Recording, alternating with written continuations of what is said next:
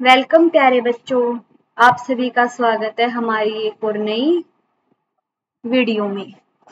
जैसा कि आप सभी को पता है, पिछली वीडियो में हमने कहानी से जुड़े हुए कुछ प्रश्नों को पढ़ा था और उन्हें समझा था। इस वीडियो में हम कहानी से आगे के प्रश्न, अनुमान कल्पना के प्रश्न और भाषा के बाद के प्रश्नों को पढ़ेंगे और उन्हें समझेंगे। चलिए बच्चों, शुरू करते हैं। हमारा पहला प्रश्न है, टिकटों की तरह ही बच्चे और बड़े दूसरी चीजें भी जमा करते हैं। सिक्के उनमें से एक है। तुम कुछ अन्य चीजों के बारे में सोचो जिन्हें जमा किए जा सकते हैं, उनके नाम लिखो। जैसे बच्चों, इसमें राजप्पा ने टिकटों को इकट्ठा किया था, ऐसे ही बच्चे बहुत सारी ऐसी चीजें होती हैं जिन्हें इकट्ठा करते हैं, उन्हें जमा करते हैं। तुम उन सभी चीजों के बारे में बताओ कि बच्चे ऐसी क्या क्या चीजें हैं जिन्हें इतनी लगन के साथ इकट्ठा कर सकते हैं। जैसे कि सिक्के होते हैं, पैसे होते हैं, गिफ्ट होते हैं, ऐसी बहुत सी सारी चीजें होती है जिन्हें बच्चे इकट्ठा कर सकते हैं। चलिए जानते हैं। टिकटों और सिक्कों के अलावा, यानी कि टिकट और सिक्कों के अतिरिक्त पेंटिंग्स, बैग, जूते, कॉपी, पेन, बहुत सारी ये बेटा ऐसी कुछ अनमोल कलाकृतियां होती है जमा, यानी कि लड़कियां हैं, गुड़िया जमा करती हैं, गुड़िया के कपड़े इकट्ठे करती हैं, परस इकट्ठे करती हैं। तो ऐसी बेटा सभी को जो जो चीज बच्चों को जो जो चीजें पसंद होती हैं, वो अपने ही हिसाब से सभी चीजों को क्या करते हैं, इकट्ठा करते हैं, जमा करते हैं। अगला प्रश्न है, टिकट एल्बम का शौक रखने के राजप्पा और नागराजन के तरीके में क्या फर्क है? तुम अपने शौक के लिए कौन सा तरीका अपनाओगे? यानी कि टिकट एल्बम का शौक रखने की। टिकट एल्बम का शौक तो देखो दोनों को ही था, राजप्पा को भी था और नागराजन का भी था, लेकिन इन दोनों के तरीकों में क्या फर्क है, उन फर्क के बारे में, उन तरीकों के बारे में बताओ और हमें समझाओ। देखो, सबसे पहले हम उत्तर पढ़ने से पहले बच्चों मैं तुम्हें वैसे बता देती हूँ। नागराजन को तो वो टिकट सिर्फ उसके मामा ने भेजा, एल्बम है जो उसके मामा ने भेजा था, तो वो तो बिना मेहनत की थी बच्चों। लेकिन राजप्पा ने क्या था, जो वो एल्बम बनाई थी, एक एक टिकट को इकट्ठा कर कर मीलों चल के, वो तो उसने अपनी मेहनत से बनाई थी। यानी कि जो राजप्पा की एल्बम थी वो तो मेहनत की थी, और नागराजन की तो उसे एक तोहफे के रूप में दी हुई एल्बम थी। चलिए वैसे हम उत्तर पढ़ के इसको अच्छे से जानने की कोशिश करते हैं। राजप्पा ने टिकट एकत्र करने में जी जान लगा दिया था, यानी कि राजप्पा ने टिकट को इकट्ठा करने में अपनी बिल्कुल जी जान, यानी कि अपनी सारी हिम्मत, मेहनत, अपनी जान तक उसमें लगा दी थी। ना ही उसे खाने का होश था, ना ही उसे अपनी पढ़ने का, ना ही सोने का, ना ही दिन रात वो कुछ भी नहीं देखता था, सिर्फ टिकट को ही इकट्ठा करने में लगा रहता था। उसे टिकट इकट्ठा करने की धुन थी, यानी कि टिकट को इकट्ठा करने की एक धुन थी, एक जुनून सवार था। बड़ी मेहनत से उसने अपना एल्बम तैयार किया था, यानी कि उसने अपना एल्बम बहुत मेहनत से मीलों चलकर, सुबह शाम खाना पीना छोड़कर, अपनी पढ़ाई छोड़कर, खेलना कूदना छोड़कर, उसने बहुत मेहनत के साथ वो एल्बम बनाया था। परंतु लेकिन नागराजन को बैठे बिठाए, यानी कि उसने तो कुछ भी नहीं किया। नागराजन को बैठे बिठाए सुंदर सा एल्बम मिल गया था, वो तो सिर्फ उसे एक तोहफे के रूप में ही मिल गया था, उसने तो उसके लिए कोई भी मेहनत नहीं की थी। उसके मामा जी ने सिंगापुर से उसके लिए टिकट एल्बम भेजे थे, उसके मामा जी ने वो सिंगापुर से उसके लिए भेजा था। और नागराज ने तो टिकट इकट्ठा करने के लिए कोई भी परेशानी नहीं हुई थी, ना ही वो पैदल चला, ना ही उसे खाना पीना छोड़ना पड़ा, कुछ भी नहीं, कुछ भी नहीं किया था।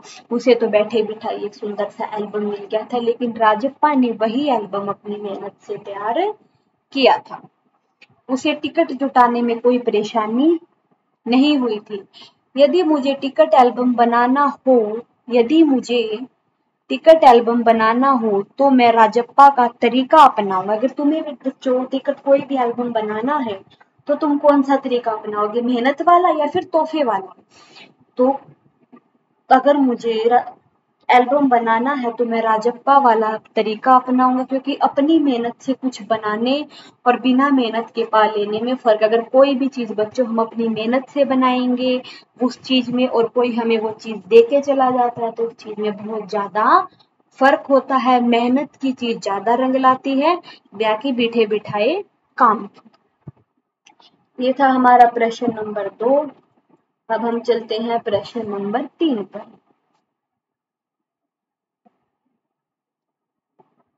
इकट्ठा किए हुए टिकटों का अलग अलग तरह से वर्गीकरण किया जा सकता है, जैसे देश के आधार पर, ऐसे और आधार सोच कर बताओ। देखो बच्चों, टिकट इकट्ठा करने के लिए, जैसे कि टिकट तो उन्होंने इकट्ठे किए, उन्होंने कैसे टिकट इकट्ठे किए थे? अलग अलग देशों के, जापान का, इंग्लैंड का, ऑस्ट्रेलिया का, भारत का, यानी कि अलग अलग उन्होंने देशों के टिकट इकट्ठा किए थे। तो उन्होंने कहा कि देशों के अलावा हम ऐसे कौन कौन सी चीजें हैं, ऐसे कौन कौन से आधार है कि हम किसी और चीजों की भी टिकट को इकट्ठा करके एल्बम बना सकते हैं। तो देखो बच्चों, टिकटों का वर्गीकरण निम्न आधार पर किया जा सकता है। पशु पक्षियों के आधार पर भी हम पशु पक्षियों की भी टिकट बना सकते हैं। महापुरुषों के आधार पर, जैसे कि महात्मा गांधी है, जवाहरलाल नेहरू है, सुभाष चंद्र बोस है, यानी कि जो हमारे महापुरुष हैं, हम उन सभी की भी एल्बम बना सकते हैं। सामाजिक समस्याओं के आधार पर भी, ऐतिहासिक घटनाक्रम के आधार पर भी, स्वतंत्रता संग्राम के आधार पर भी, और भी ऐसे बहुत सारे तरीके हैं, ऐसे बहुत सारे आधार होते हैं जिनसे बच्चों हम टिकट एल्बम बना सकते हैं। अगला है हमारा प्रश्न नंबर 4। कई लोग चीजें इकट्ठी करते हैं और Guinness book of world record में अपना नाम दर्ज करवाते हैं। देखो बच्चों, सबसे पहले तो हम ये जानेंगे Guinness book of world record ये क्या चीज है। ये हमारी एक गिनीज बुक, ये हमारी एक बुक का नाम है। इस बुक में उन्हीं आदमियों के नाम लिखे जाते हैं जो किसी नई चीज को खोज कर निकालते हैं, नई चीज बनाते हैं, किसी नई चीज के बारे में पता करते हैं। इस बुक में सिर्फ उन्हीं चीजों के बारे में और उन्हीं आदमियों का नाम लिखा जाता है। तो कई लोग चीजें इकट्ठी करते हैं, यानी कि बनाते हैं, कुछ भी करते हैं, लेकिन और अपना नाम Guinness book of world record में लिखवा देते हैं। इसके पीछे उनकी क्या प्रेरणा होती होगी, सोचो और अपने दोस्तों से इस पर बातचीत करो। सोचो, या तो फिर तुम सोचो या फिर अपने दोस्तों से बातचीत करो, समझो और हमें बताओ। देखो बच्चों, टिकट चीजें इकट्ठा करने का शौक जब चरम सीमा तक पहुंच जाता है और वह दुनिया के बाकी लोगों को पीछे छोड़ देता है, तब नाम गिनीज बुक में दर्ज होता है। अक्सर प्रसिद्धि पाने की लालसा में लोग इस तरह के काम करते हैं। देखो बच्चों, जब हम चीजें इकट्ठा करने का जो हमें शौक होता है, यानी कि किसी भी चीज की खोज करना, किसी भी चीज को बनाना, यानी कि जब हमें किसी भी उसका शौक होता है ना, और वो हमारा शौक चरम सीमा तक पहुंच जाता है, बिल्कुल आखिरी स्टेप तक पहुंच जाता है, आखिरी कदम तक चला जाता है कि अब तो मुझे ये काम करना है, चाहे कुछ हो जाए, चाहे मरना पड़े, जीना पड़े, खाना पीना छोड़ना पड़े, कुछ भी क्यों ना करना पड़े, मुझे ये काम पूरा करना है।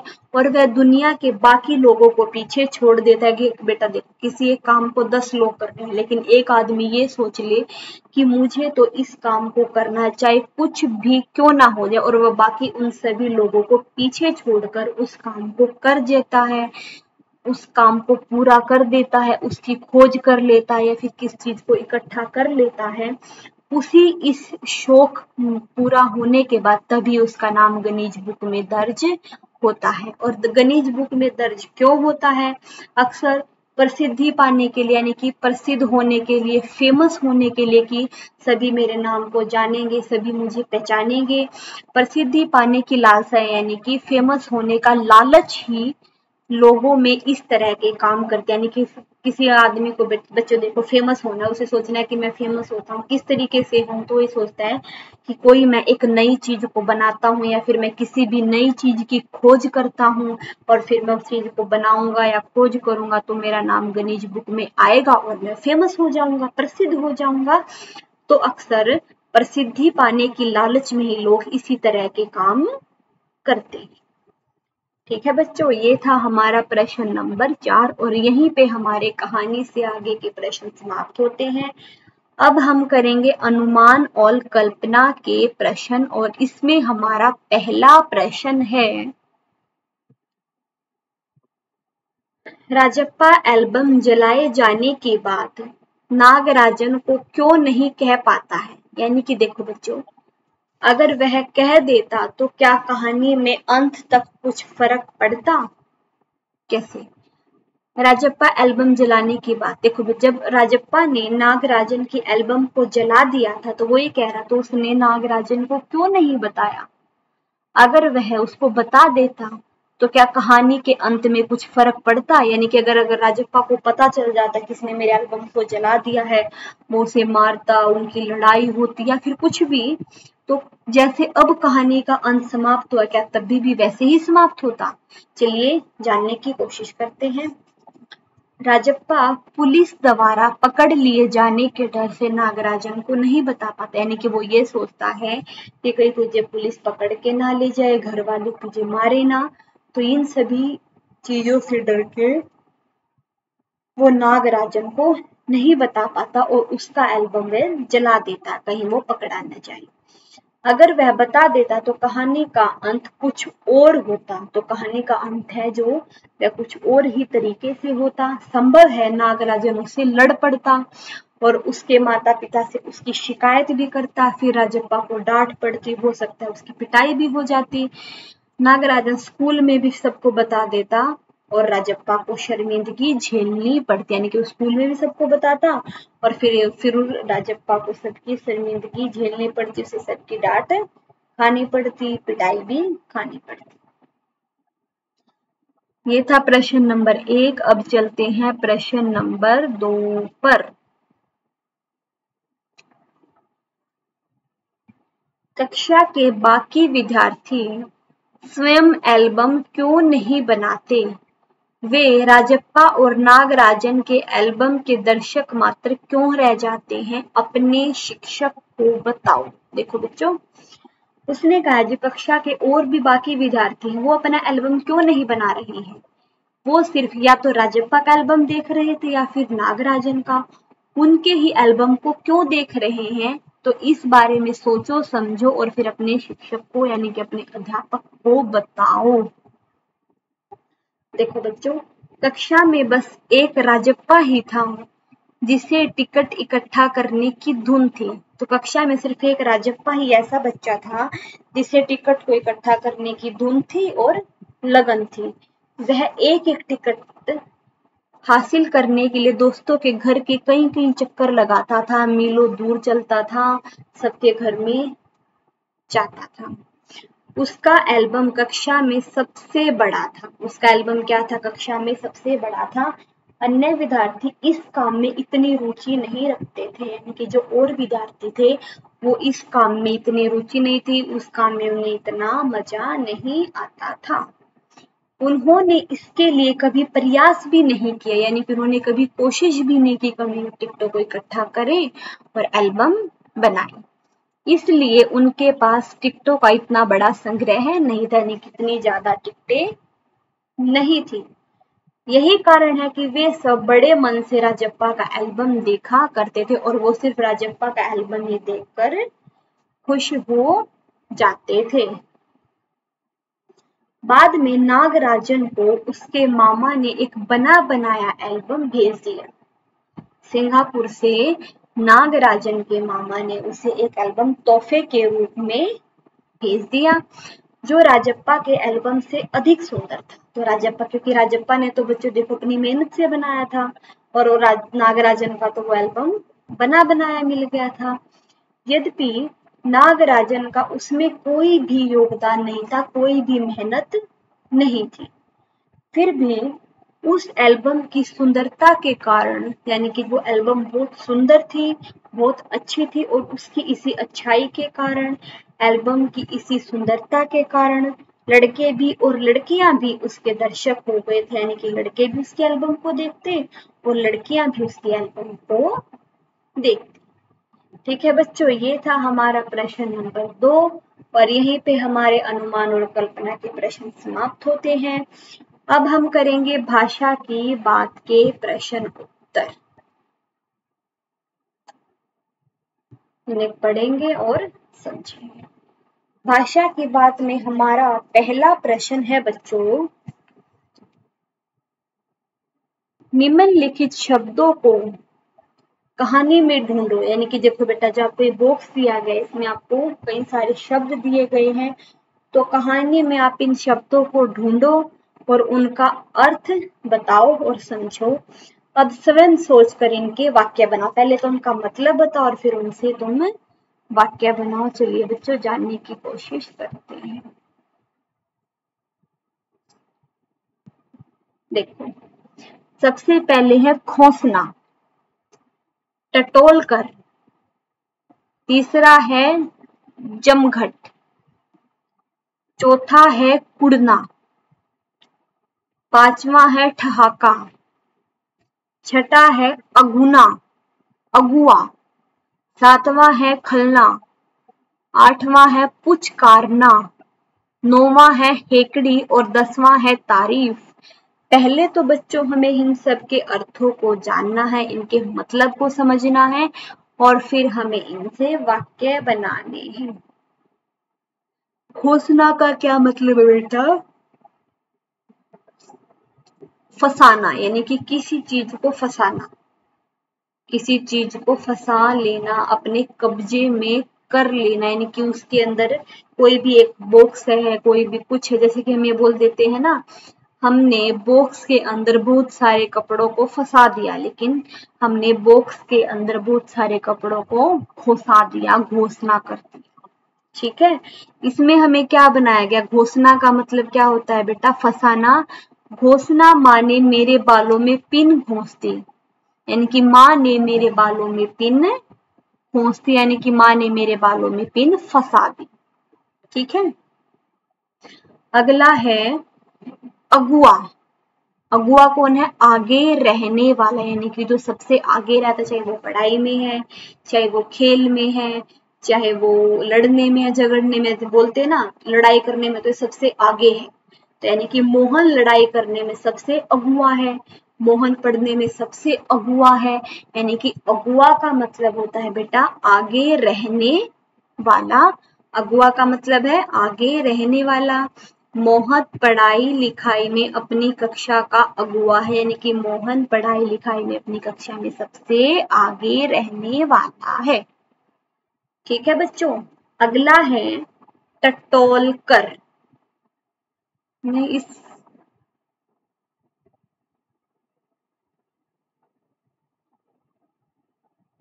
बेटा हम ऊपर से नहीं नीचे से सीक्वेंस में पढ़ेंगे। पहले हमने पढ़ लिया हौसला, अगुआ, अब है इसमें जमघट। क्या है इसमें? जमघट। जमघट का मतलब होता है बच्चों भीड़, यानी कि जहां पर बहुत सारी भीड़ इकट्ठी हो जाती है, ग्रुप में बहुत सारे लोग इकट्ठे हो जाते हैं, उसको हम बोलते हैं जमघट, यानी कि भीड़। आंगन में लोगों का जमघट देख वह घबरा गया, यानी कि आंगन में लोगों की भीड़ देखकर वह घबरा गया। जमघट का मतलब होता है भीड़, जहां पर बहुत सारे लोग इकट्ठा होते हैं। अगला है पुचकारना। पुचकारना क्या होता है बेटा? जैसे कि हम किसी के हाथ को सर पर देकर ऐसे स्लाइड कर देते हैं ना, नीचे की तरफ लेके आते हैं।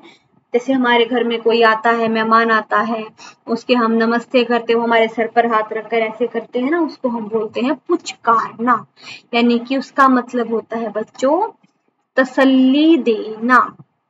मैंने उस छोटे बच्चे को पुचकार कर चुप कराया, यानी कि मैंने उस छोटे बच्चे को तसल्ली देकर चुप कराया, उसको पुचकार कर चुप कराए कि तुम रो मत, मैं तुम्हें जैसे छोटा बच्चा रोता है ना, उसको बोलते हैं रो मत, चुप हो जाओ, मैं तुम्हें चॉकलेट दिलाऊंगा, आइसक्रीम दिलाऊंगा, तुम उसे तसल्ली देते हो ना कि तुम्हें ये चीज मिलेगी, तुम चुप हो जाओ, यानी कि तुम क्या कर रहे हो, उसको उसके आंसू पूछते हो, उसके सर पर हाथ फेरते हो, तो वही चीजें क्या होती है बच्चों, पुचकारना होती है। किसी को तसल्ली देना, उसको समझाना क्या होता है, पुचकारना। आगे है टटोलना।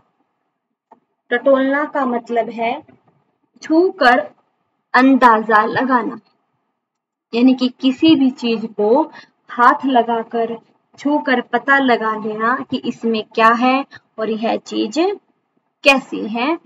मेरी जेब मत टटोलो, 1 रुपया भी नहीं मिलेगा, यानी कि मेरी जेब में हाथ लगाकर यानी कि छू कर मत देखो, 1 रुपया भी नहीं मिलेगा।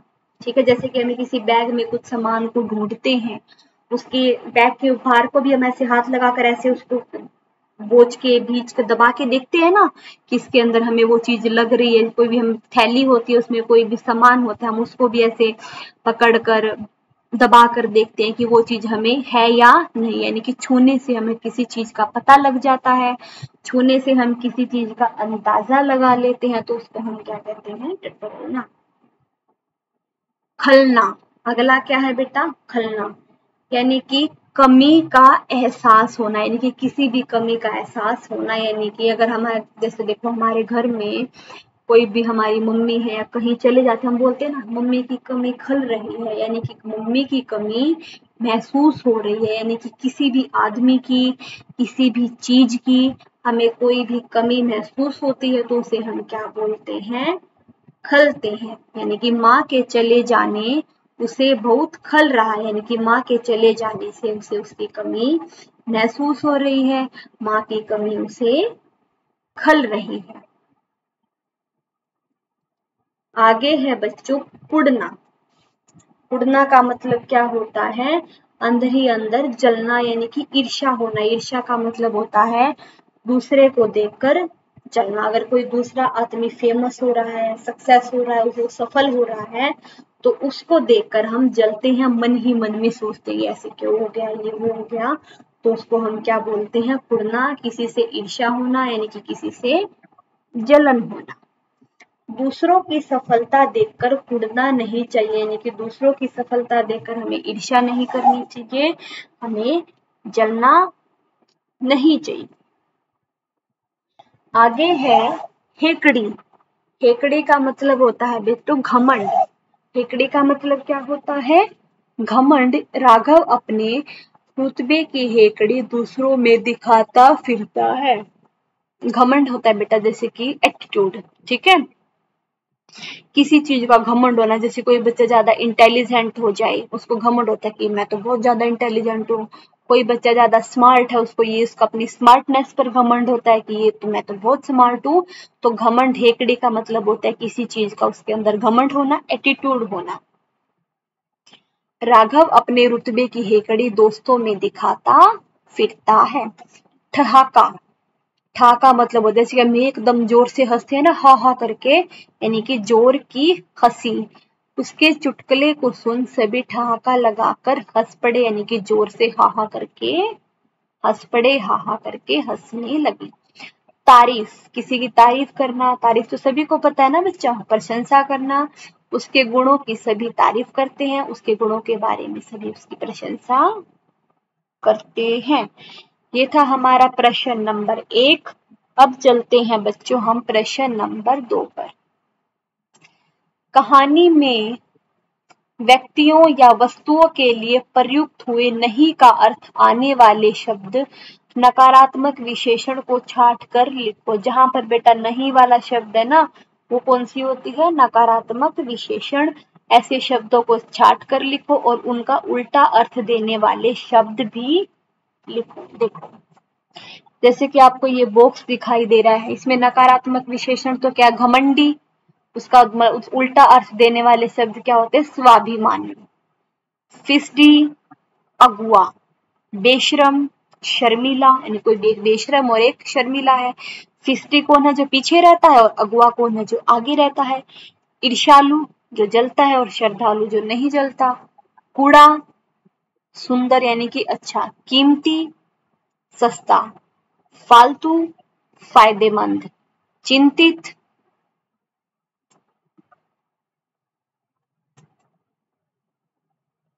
देखो नकारात्मक विशेषण पढ़ रहे थे हम, चिंतित निश्चित, भयानक मन भावन, उतरना उरा उतरा यानी कि चढ़ा। देखो बच्चों घमंडी का मतलब तो क्या था, घमंड करने वाला, और स्वाभिमानी क्या होता है, जो दूसरों जिसमें घमंड नहीं होता। फिस्ड यानी कि जो पीछे रहने वाला होता है, ये तो होगी नकारात्मक, और उसका उल्टा अर्थ क्या होता है, अगुआ यानी कि आगे रहने वाला। बेशरम शर्मिला, ईर्ष्यालु यानी कि जो दूसरों से जलता है, और स्पर्धालु यानी कि जो दूसरों से नहीं जलता है। कूड़ा तो बेकार की चीज है, और सुंदर और अच्छा तो अच्छी चीज है। कीमती और फिर उधर क्या आ जाएगा, सस्ता। फालतू यानी कि फायदेमंद। चिंतित निश्चित यानी कि चिंता करने वाला, और निश्चित रहने वाला यानी कि न चिंता करने वाला। भयानक भयानक यानी जिसको देखकर डर लगना, यानी कि फिर मन भावन यानी कि कोई चीज बहुत अच्छी लगना, सुंदर लगना। उतरा यानी कि कोई चीज उतर रही है, यानी कि उसका उल्टा अर्थ क्या हो जाएगा, चढ़ा यानी कि खीर।